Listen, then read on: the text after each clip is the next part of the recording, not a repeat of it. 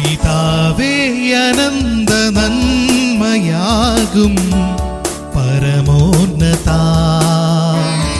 ഹൃദയം തുറന്ന് സ്നേഹമേകും കരുണാമയാ. പിതാവേ അനന്ത നന്മയാകും പരമോന്നതാ,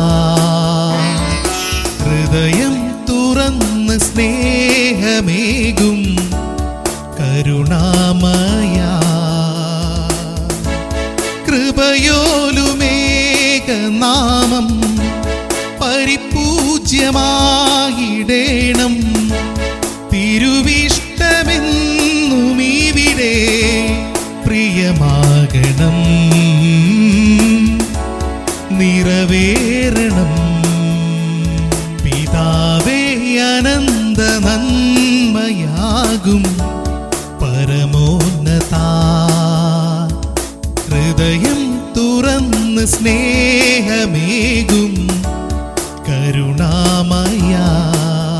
ക്രിസ്തുയേശുവിന്റെ നിസ്തുല്യ നാമത്തിൽ ശുഭസന്ദേശത്തിലേക്ക് സ്വാഗതം. വിശുദ്ധ വേദപുസ്തകത്തിൽ മത്തായി എഴുതിയ സുവിശേഷം 11-ാം അധ്യായം 15-ാം വാക്യത്തിൽ നാം ഇപ്രകാരം വായിക്കുന്നു: കേൾപ്പാൻ ചെവിയുള്ളവൻ കേൾക്കട്ടെ. എല്ലാവർക്കും ചെവിയുണ്ട്, എന്നാൽ ദൈവവചനം കേൾക്കുമ്പോൾ നാം ആ വചനം ശ്രദ്ധിക്കുകയും അതനുസരിച്ച് പ്രവർത്തിക്കുകയും ചെയ്യുന്നുണ്ടോ?